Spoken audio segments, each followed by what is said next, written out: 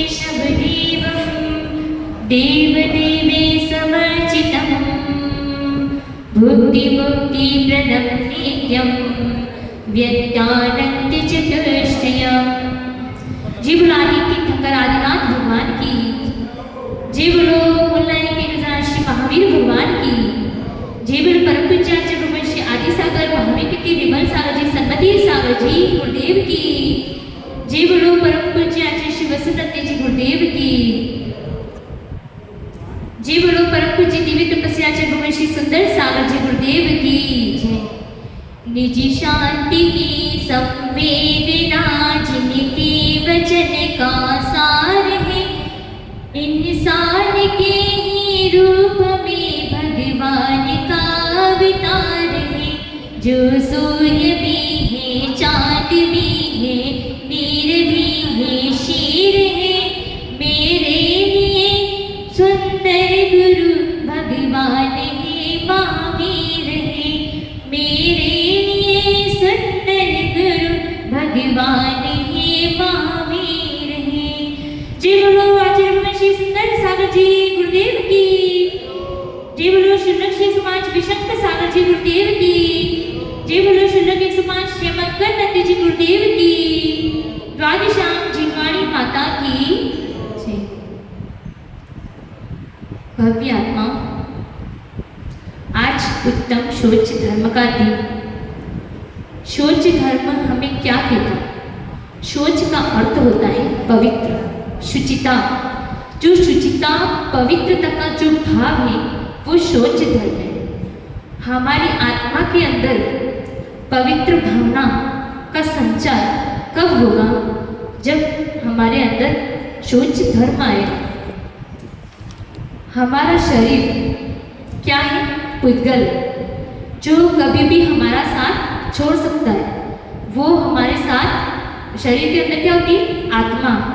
आत्मा है वो अनादिकाल से साथ में रहते हैं और आत्मा के साथ कर्म साथ में रहते हैं, लेकिन शरीर है वो इस धरा का इसी धरा पर रह जाता है, वो साथ में नहीं जाता है। तो ये शरीर क्या है? अपवित्र है। इस शरीर के अंदर बहुत सारे मल स्त्राव प्रतिपल होते रहते हैं। इसको अगर हम सागर के जल से भी शुद्ध करें तो भी नहीं हो सकता है। वैराग्य भावना में लाइन आती है कि सागर के जल से शुचि कीजिए तो भी शुद्ध न होई।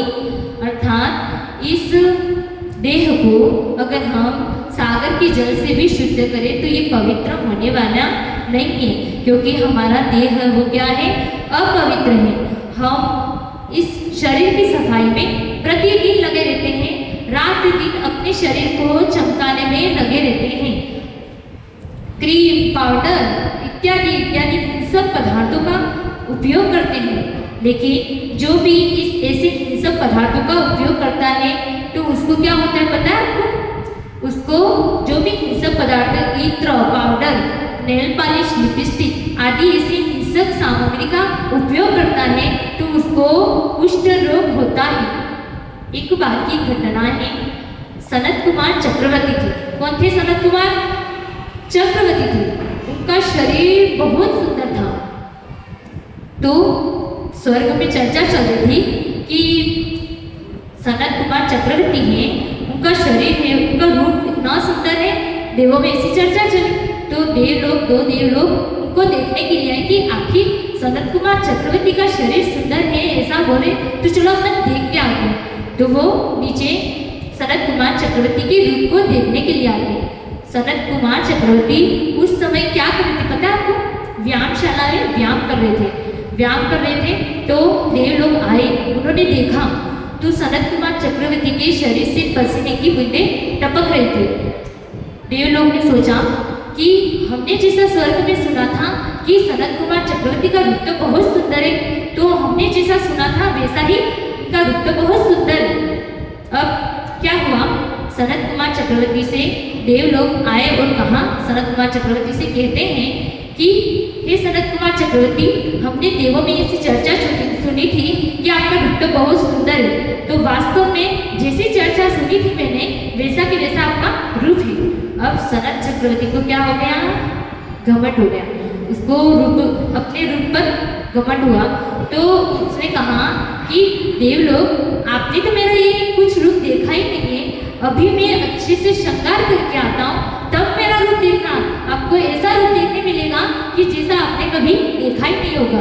अब सनत कुमार चक्रवर्ती जाते हैं और उसके जो नौकर चाकर थे उनसे बोलते हैं कि आज आप मुझे ऐसा सजाना कि देवलोग आए मुझे देखने के लिए। तो इतनी श्रृंगार से इत्र पाउडर आदि लगा करके मेरा आभूषणों से श्रृंगार करना। तो सनत कुमार चक्रवर्ती का फिर श्रृंगार करते हैं, पूरा श्रृंगार हो जाता है। उसके बाद वो आते हैं तो देवतागण क्या करते पता है, अपना सिर झुका लेते हैं। तो सनत कुमार चक्रवर्ती सोचते हैं कि देव लोगों ने, वो तो मेरे रूप की प्रशंसा कर रहे थे, तो ये देव लोगों ने अपना मस्तक नीचे क्यों झुका लिया, ऐसा सोचते हैं।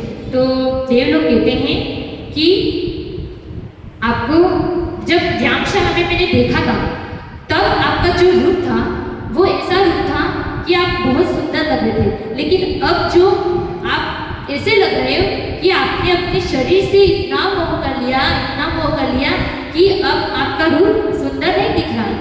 अभी एक थाली लेकर के आओ, मैं आपको आपका रूप बताता हूँ। एक थाली में पानी लेकर के आना और उसमें मैं आपको आपके रूप की दशा बताता हूँ। तो क्या हुआ, एक थाली लाई गई और उसमें पानी भी डाला गया। अब सनत कुमार चक्रवर्ती से कहते हैं कि आप इसमें थूक दीजिए। तो सनत कुमार चक्रवर्ती उसमें थूकते हैं। तो देव लोग कहते हैं देखो इसमें कितने कीड़े बिलबिला रहे हैं, यानी आपने अपने पहले जो आप व्यायामशाला में थे तो बहुत सुंदर लग रहे थे, लेकिन अब आपने क्या किया, हिंसक सामग्री का उपयोग किया, तो आपके कर्म का उदय अंतःपुर में आ गया और वो उदय अंतःपुर में आकर के आपको भी क्या होने वाला है, कुष्ठ रोग होने वाला। तो यही है कि ना उसको जब कोई भी व्यक्ति अपनी प्रशंसा सुनता है तो उसको उस चीज का क्या हो जाता है, घमंड आ जाता है। और इसको अपने रूप का घमंड आ गया और फिर उसने क्या किया कि देवता लोगों को बताने के लिए उसने बहुत श्रृंगार किया। तो आखिर में उसको उसकी असली पता चल गई कि ये शरीर तो क्या है, अपवित्र है, इससे हम पवित्र करना चाहें तो भी नहीं कर सकते। लेकिन एक उपाय है इसको पवित्र करने का, अगर हम अपने जीवन में संयम को धारण कर लें, रत्नत्र का पालन करें। रत्नत्र कौन से होते हैं, 3 होते हैं, सम्यक दर्शन, सम्यक ज्ञान, सम्यक चरित्र। अगर हम इस रत्नत्र को धारण करते हैं, संयम का पालन करते हैं, संयम से जीवन जीते हैं, तो हमारे जीवन को हमारे शरीर को क्या कर सकते हैं, हम उस रत्नत्र से पवित्र कर सकते हैं। आचार्य पूज्यपाद स्वामी एक गाथा लिखी है आचार्य पूज्यपाद स्वामी ने कि आयुर्वृत्तिशयोत्कर्ष हेतु कालस्य निगमं वांछितां धनिनामीष्टं जीवितां सुतिरां धनम्। आयु का क्षय होना और समय का व्यतीत होना, समय का व्यतीत होना, आयु का क्षय होना, धन की वृद्धि का कारण बनना। कैसे लोग बताते हैं, एक घटना के माध्यम से बताते हैं कि एक व्यक्ति था, वो मरण अवस्था में था। तो डॉक्टर ने उसे कहा कि आपके इलाज के लिए कितने रुपये होंगे खर्च, 10,000 रुपया आपके इलाज में खर्च होंगे। तो वो व्यक्ति बोलता है कि अगर मैं मर जाऊंगा तो फिर कितने रुपये का खर्चा होगा। तो डॉक्टर ने बोला 5,000 रुपये का। तो उसने कहा कि मेरे मरने से मैं मर जाऊँ तो वो अच्छा है क्योंकि 5,000 रुपये का खर्चा होगा। तो व्यक्ति का लोभ इतना तीव्र होता है कि व्यक्ति को मरते समय भी उसको धन की इच्छा, धन प्यारा लगता है, क्योंकि मरने के बाद तो धन साथ में नहीं आता, लेकिन व्यक्ति को क्या, धन प्यारा लगता है। इसलिए ये पूज्यपाद स्वामी महाराज कह रहे हैं कि आयुर्वृद्धि श्रेयोत्कर्ष हेतु कालस्य निर्गमं वांछितां धनिनामीष्टं जीवितात् सुतरां धनम्। कि व्यक्ति को अपने जीवन से भी ज्यादा क्या इष्ट है, धन। व्यक्ति को धन, पूरा रात दिन अपने जीवन भर धन संपत्ति पैसा कमाने में ही समय को व्यतीत कर देते हैं। व्यक्ति का लोभ, ये शौच धर्म हमें यही कहता है कि हमें अपने लोभ का त्याग करना होगा, तो ये शौच धर्म हमारे जीवन के अंदर आएगा। व्यक्ति की एक इच्छा पूरी होती थी कि उसकी दूसरी इच्छा प्रारंभ हो जाती है कि भगवान मेरा ये काम कर देना, मेरा ये काम कर दोगे, उसके बाद तो मैं आपसे कुछ मांगूंगा ही नहीं। ऐसा बोलते कि बोलते भगवान को कि मेरा ये काम कर देना, ये काम हो जाएगा, उसके बाद तो मैं आपसे कुछ नहीं मांगूंगा। लेकिन वो पूरा होते ही अपनी दूसरी इच्छा शुरू हो जाती है। एक बार की ऐसी घटना है कि अकबर और बीरबल दोनों बाजार में घूम रहे थे, तो उनकी दृष्टि एक वणिक यानी व्यापारी, जैसे बनिया, अपन क्या है बनिया ऐसा बोलते हैं अपन, तो एक वणिक पर उसकी व्यापारी पर दृष्टि पड़ी। तो वणिक क्या था, उदास था। तो अकबर ने पूछा कि बीरबल ये वणिक उदास क्यों बैठा है। वणिक से पूछा, फिर व्यापारी से पूछा कि आप उदास क्यों बैठे हो। तो उस व्यापारी ने कहा कि ना मैं हर बार हर समय मौसम के अनुसार अपने बिजनेस करता हूँ, यानी व्यापार करता हूँ, मौसम के अनुसार मेरा व्यापार चेंज होता है। तो इस बार सर्दी में मैं 500 कंबल लेकर के आया, लेकिन मेरा एक भी कंबल नहीं बिका, एक भी कंबल नहीं बिका। तो अकबर ने कहा तो इसलिए आप उदास हो। फिर अकबर क्या करते हैं, अपनी राजसभा में जाते हैं, तो वहां पे घोषणा करते हैं कि आपको राज दरबार में कल से तभी आने मिलेगा कि आप एक एक कंबल लेकर के आना, तभी आपको राज दरबार में प्रवेश दिया जाएगा। अगर जो भी कंबल लेकर के नहीं आएगा तो उसको कितने रुपए का दंड मिलेगा, 500 रुपए का दंड भरना पड़ेगा। अब सब आश्चर्यचकित हो गए कि ये अकबर आज ऐसा क्या कह रहे हैं कि किसी को पूछने की हिम्मत नहीं हुई कि आगे पूछे तो कैसे पूछे, अकबर तो राजा है, उनसे कैसे पूछे। तो सब फिर दूसरे दिन उस वणिक के व्यापारी की दुकान पर जाते और कंबल लेने के लिए जाते। तो व्यापारी सोचता है कि मेरा सर्दी में एक भी कंबल नहीं बिका और आज इतनी भीड़। तो उसने कंबल की रेट थी 2.5 रुपये। तो उसने सोचा कि ग्राहक आ रहे, आज तो मुझे बहुत मुनाफा हो सकता है। तो उसने 2.5 रुपये के कंबल की कीमत कर दी 5 रुपये। अब क्या होता है, उसके कंबल एक ग्राहक दिन भर दिन उसके ग्राहक आते ही रहते। तो उसने सोचा कि अब मैं कंबल की कीमत, मेरे पास तो इतनी बची है कि मैं कंबल की कीमत क्यों ना 25 रुपये कर दूं, तो मुझे और लाभ होगा। तो उसने कंबल की कीमत कितनी कर दी, 25 रुपये कर दी। आगे क्या होता है, फिर उसके तो पहले 2 ग्राहक आए, फिर 4 आए, ऐसे बढ़ते ही गए। अब 25 रुपये में बाकी उसने सारे कंबल बेच दिए। अब लास्ट उसके पास एक अंतिम कंबल बचा था। तो उसने सोचा कि ये कंबल तो मैं मेरे लिए रख लेता हूँ। और उसी समय कौन आता है, फिर बीरबल आता है। बीरबल भी उसी व्यापारी की दुकान पर पहुंच जाता है और बीरबल पूछते हैं उस व्यापारी से कि है ना मुझे भी एक कंबल दे दो। तो व्यापारी से कंबल मांगते हैं, तो व्यापारी कहता है कि मेरे पास तो एक ही कंबल बचा है। तो बीरबल कहता है कि है ना भले तुम कितने भी पैसे ले लो पर मुझे वो कंबल दे दो। तो वो बीरबल को कंबल दे देता है। कितने रुपए में देता है, 250 रुपये में। जो 2.5 रुपये का कंबल था उसने 250 रुपये में दिया। तो अब क्या होता है, 250 रुपये में दे दिया। बीरबल ने कहा कि 500 रुपये का मैं राज दरबार में दंड भरूं, इससे तो अच्छा है कि 250 रुपये में मुझे कंबल मिल रहा है, तो मैं तो ले लेता हूँ 250 रुपये में। वो भी ले लेता है। अब अकबर कंबल सारे उसके बिक गए व्यापारी के। तो अकबर है वो वापिस शाम को बाजार में घूमने जाता है और कहता है कि अब मैं उस व्यापारी को देखता हूँ। तो वो तो व्यापारी बहुत खुश हो गया कि आज तो उसके सारे कंबल बिक गए, सारे कंबल बिक गए, तो वो खुश हो गया होगा। अब अकबर ने देखा ये वणिक तो उदास बैठा है। तो उसने सोचा कि ये उदास क्यों बैठा है, वणिक उदास बैठा था। तो उससे फिर बीरबल पूछना है ये वणिक आज तो उसको खुश होना चाहिए क्योंकि इसके तो सारे कंबल बिक गए, तो खुश हो जाना चाहिए था, लेकिन ये तो उदास बैठा है। अब क्या हुआ, फिर वो व्यापारी कहता है कि मैं इसलिए उदास हूँ क्योंकि मेरा अंतिम जो कंबल है वो 250 रुपये में बिका। तो मैंने सोचा कि मेरे को इस बात का पश्चाताप है कि अगर मैं सारे कंबल अगर 250 रुपये में बेचता तो मुझे कितना मुनाफा होता और कितना लाभ होता। यानी व्यक्ति को किस बात की टेंशन है कि उसको लोभ बढ़ता गया, पहले 5 रुपये में, फिर 25 रुपये, फिर 25 से 250 रुपये में बेच दिया। तो उसको ऐसी लालच आ गई कि मैंने जो 5 का कंबल बेचा अगर मैं 250 में बेचता तो मुझे कितना लाभ होता। यानी व्यक्ति का लोभ है वो, ये व्यक्ति ऐसा ही है कि उनका लोभ प्रतिदिन बढ़ता जाता है। जैसे जैसे उसको लाभ हुआ वैसे वैसे उसका लोभ बढ़ता गया। जैसे शमशाद ने कितने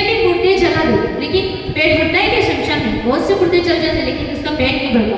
वैसे वैसे अग्नि में कितना भी ईंधन डालो लेकिन तो भी अग्नि में कितना भी ईंधन डालो लेकिन वो तृप्त नहीं होती।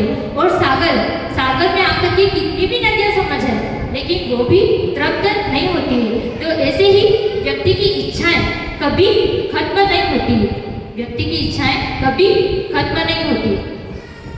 एक पूजा में एक लाइन आती है, धरी संतोष करो तपस्या देह सो शुच सदा निर्दोष धर्म पढ़ो संसार में।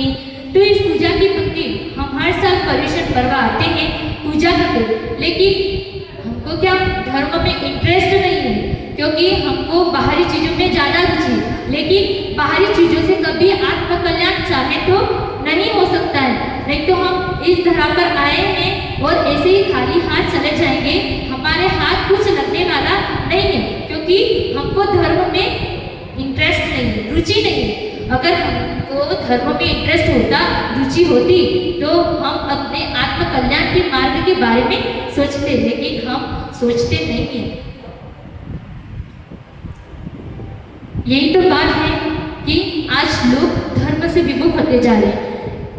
लोगों को दूसरे कामों में पूरा दिन दूसरे कामों में लगे रहते हैं, लेकिन जिनेंद्र भगवान की अर्चना पूजा करना, बहुत कम ऐसे पुण्यशाली जीव होते हैं जिनके अंदर ऐसे भाव होते हैं। तो वो पूजा के लायक धरी हृदय संतोष करहु तपस्या देह सो शौच सदा निर्दोष धर्म पढ़ो संसार में। शौच धर्म हमें क्या कहता है कि हमें संतोष को धारण करना चाहिए। जो व्यक्ति अपने जीवन में संतोष को धारण कर लेता है वही शौच धर्म को अपना सकता है। अपनी आत्मा के अंदर शौच धर्म तभी आएगा जब हमारे अंदर क्या आएगा, संतोष आएगा। लेकिन आजकल के लोगों को संतोष धारण नहीं करना होता क्योंकि संतोष धारण करने में व्यक्ति अब बहुत पिछड़ गया है। ये पाश्चात्य संस्कृति का जो प्रभाव चला है उसमें व्यक्ति ने अपने आप को इतना ढाल लिया है कि उसे अपने अंतर की सफाई यानी अपने आत्मा की सफाई, अपनी आत्मा की पवित्रता की ओर उसका ध्यान नहीं जाता है। इच्छाओं का अंत नहीं, इच्छाओं में संत नहीं, इच्छाओं का अंत नहीं, इच्छाओं में संत नहीं, इच्छाओं का राग तजो सबको ये जिहार करो। छोड़ो पर छोड़ो, हो छोड़ो पर छोड़ो, निज को अपनाओ रे। जीवन है पानी की बूंद कब मिट जाए रे, जीवन है पानी की बूंद कब मिट जाए रे। कहते इच्छाओं का कभी अंत नहीं होता और इच्छाओं से हम संत भी नहीं बन सकते। ना तो इच्छाओं का अंत होता है, ना इच्छाओं में कोई संत बन सकता। इसलिए हमको क्या करना है, जो भी इच्छा है उन इच्छाओं का क्या करना है, राग है इच्छाओं के प्रति उसके राग को छोड़ना है। इसलिए तो कहते हैं कि छोड़ो छोड़ो हो छोड़ो, हो छोड़ो निज को अपनाओ रे। निज यानी अपनी आत्मा, अपने स्वयं की आत्मा को अपनाओगे तो क्या मिलेगा, परमात्मा। आत्मा की ओर अंदर दृष्टिपात करेंगे तो हमें परमात्मा की ओर, हम अपने स्वयं की आत्मा के अंदर क्या विराजमान है, परमात्मा। तो हम अगर अपनी आत्मा की ओर अंदर दृष्टिपात करेंगे तो हमें परमात्मा नजर आएंगे और परमात्मा को देखना है, परमात्मा को देखना है। तो हमें अपने जीवन में क्या करना होगा, सामायिक प्रतिक्रमण समता में रहना होगा। लेकिन यहाँ पे हम आए तो हमने ये देखा कि यहाँ पर सामायिक प्रतिक्रमण कुछ भी नहीं होता। हम जब यहाँ पर आए तो हम यही सोच करके आए थे कि इस 10 दिनों में व्यक्ति ने जितने भी पाप कर्म किए हैं तो उन पाप कर्म को धोने का वक्त कब आता है कि पर्युषण में ही कोई आता है तो हमें कोई ज्ञान देता है, तो वो सिखाता है कि हमें जो इतने साल तक हमने जो पाप किए उस पाप कर्म को हम भगवान के सामने आलोचना करें। प्रतिक्रमण का अर्थ होता है आलोचना, तो हम भगवान के सामने आलोचना करें, अपने दोषों को गिनाएं कि हमने हे भगवान इतने इतने दोष किए कि हम गिना नहीं सकते। तो इन दोषों को हम भगवान के सामने आलोचना प्रतिक्रमण करके प्रायश्चित करके हम अपने आप को शुद्ध कर सकते हैं। शौच धर्म इतना पावन है जो आत्म को सूचित करता है। शौच धर्म इतना पावन है जो आत्म को सूचित करता है, और जो लोभी होकर के रहता है, जो लोभी होकर के रहता है वो परमात्मा को नहीं पाता है, और जो निर्लोभी होकर के जीता है, जो निर्लोभी होकर के जीता है वो मुक्ति रमा को वर्ता है। मुक्ति यानी मोक्ष। तो मोक्ष को प्राप्त करना है तो लोभ का तो त्याग करना ही पड़ेगा। लोभ का त्याग के बिना मोक्ष की प्राप्ति होने वाली नहीं है। इसलिए हमें यही समझना है कि हमें अपने जीवन में ये 10 धर्म को अगर सही तरीके से अगर समझें तो पूजा की लाइन से भी हम समझ सकते हैं, स्वाध्याय करने से भी समझ सकते हैं। हमको धर्म का मर्म समझ में तभी आएगा जब हम स्वाध्याय करेंगे। जब हम नहीं तो अगर आने वाली पीढ़ी, अगर हम बच्चों में भी धर्म के संस्कार नहीं डालेंगे तो आगे आने वाली पीढ़ी कभी मंदिरों में दिखेगी नहीं, और हमारे मंदिरों के ताले क्या मिलेंगे? बंद मिलेंगे। तो इसलिए बच्चों को धर्म से जोड़े, संस्कार दिलाएं, उनको पाठशाला में भेजें, और साथ साथ बड़े लोग भी अपने जो कार्य हैं उन कार्यों से निवृत्त होकर के जिनेंद्र भगवान के पास आकर के बैठे और अपने जो भी धर्म का मर्म है उसको समझे। यही मैं कहना चाहती हूँ कि आप अपने जीवन में धर्म के मर्म को समझकर, इस शौच धर्म को समझकर शौच धर्म को अपने जीवन में अंगीकार करें। ये तभी हमारा मंगल होगा, तभी हमारा कल्याण होगा। यही कह करके मैं अपनी बातों को यही विराम देती हूँ। ओम नमः सिद्धेभ्यः।